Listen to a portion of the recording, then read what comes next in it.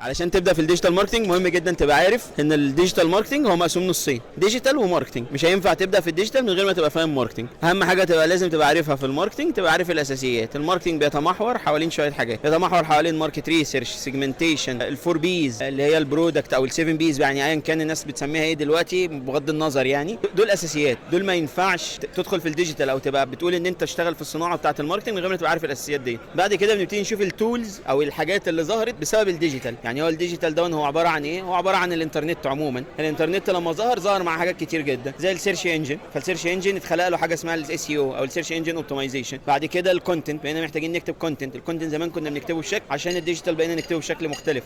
زمان كنا بنكتب الكونتنت 1 تو ماني، يعني احنا بنكتب الكونتنت بتاعنا سواء على البيل بورد او في التلفزيون، احنا بنعمل الحاجه وهي بتروح لناس كتير، احنا مش عارفين هي رايحه لمين ولا السيجمنتيشن بتاعها شكله عامل ازاي. انما النهارده انت تقدر تعمل بيرسوناليزيشن في الكونتنت بتاعك، تقدر تعمل الكونتنت يبقى رايح 1 تو 1، انت بتكلم شخص دايركت زي الماسنجر والواتساب والكلام ده كله. كل ده لازم تبقى فاهمه وكل ده لازم تبقى عارف تفكر فيه. بعد كده عندك السوشيال ميديا. السوشيال ميديا هي تول برضو، يعني في الاول وفي الاخر هي تول، هي مش صناعه، هي تول. احنا بنستخدم التولز دي علشان نوصل بيها الحاجات اللي احنا اتعلمناها في الماركتنج.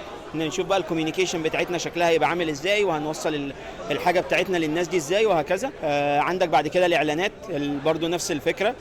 لما يبقى عندك كونتنت، لما تبقى عارف الكونتنت وعارف الشانلز اللي انت بتشتغل عليها شكلها عامل ازاي، هتبقى عارف ازاي توظف الاعلانات بتاعتك وهكذا. انما علشان تبدا في الديجيتال من وجهه نظري هي قولا واحدا، ابتدي بالماركتنج. ابتدي بالماركتنج الاول، وبعد كده ابتدي شوف التولز بقى اللي طالعه في الديجيتال ماركتنج، وازاي هتطبق الكونسبت بتاع الماركتنج على اللي هي الديجيتال بقى بلاتفورم او الديجيتال تولز اللي موجوده. انا النهارده بسبب الاي اي، لا انا مع التنوع طبعا. الاي اي النهارده عمل طفره، يعني خلينا نقول النهارده ان مجرد ما تبقى عارف شويه معلومات صغيره عن الحاجه بتول زي الاي اي مثلا، لا انت بقيت قادر تتعمق فيها وتعرف حاجات اكتر كتير. فمهم جدا ما تبقاش حاصر نفسك في حته. يعني انا افتكر في جمله لطيفه جدا حد قالها في تيد توك، يعني كان بيقول لك ان السبيشالست دون هو واحد عرف كل حاجه عن ولا حاجه. هو قالها بالانجليزي، قال لك he knows everything about nothing. هو فعلا انت كل ما بتتعمق في البتاع انت بعد كده في الاخر مش عارف اي حاجه. وضرب مثال ان في واحد لمجرد بس ان هم اتنين بقى سبيشالست في مجالهم، مجرد بس ما هم قعدوا مع بعض واتكلموا عملوا طفره في مجال الاجهزه الطبيه. ليه؟ لان هو حد فاهم في الاجهزه جدا وحد فاهم في حاجه ثانيه، بس مجرد الاثنين دول ما اتقابلوا مع بعض وابتدوا ينقلوا النولج لبعض عملوا طفره فعليا يعني. ومن هنا بقى اللي ظهر بقى الكونسيبت بتاع التي شيب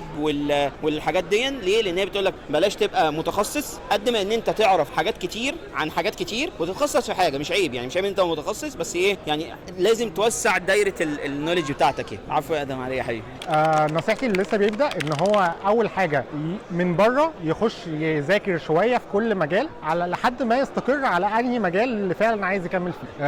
انهي المجال هنا ما اقصد بيه تخصص جوه المجال، حتى مش لازم مجال بس. يعني مثلا لو هنتكلم عن البرمجه، انت لازم تبقى قبل ما تقول انا عايز اخش مثلا هخش في تخصص معين، في مثلا زي ما انا في تخصص في شوبيفاي، او اخش في وورد بريس، او في باك اند في نوت جي اس، او بكذا وكذا وكذا. فانا عايز اعرف عايز اخد من بره بس كده الناس دي كلها بتعمل ايه. كل تخصصات البرمجه المختلفه هي مش هقول لك خش ذاكر كورس جواها، بس خش خدها من بره كده، افهم هو ده بيعمل ايه وده بيعمل ايه وده بيعمل ايه وده بيعمل ايه. في الماركتنج خش شويه يفهم بتاع الكونتنت كريتور بيعمل ايه، بتاع الشخص اللي بيصور ريلز ده بيعمل ايه ومهم ليه وبيتارجت مين وهكذا. الشخص الميديا باير بيعمل ايه، الشخص الاي سي او بيعمل ايه. حتى جوه التخصصات المختلفه جوه الماركتنج، مثلا انت ممكن تتخصص في بيرسونال براندنج بس، تبقى شغلك انك بتمسك ناس عايزه تعمل بيرسونال براندنج، تعمل لها الدعايه او التسويق بتاعها. ممكن تمسك مثلا اي كوميرس بس، اغلب الناس دلوقتي شغاله اي كوميرس. ممكن تمسك عقارات بس، حتى في ناس بتشتغل عقارات ما بتشتغلش مثلا اي كوميرس.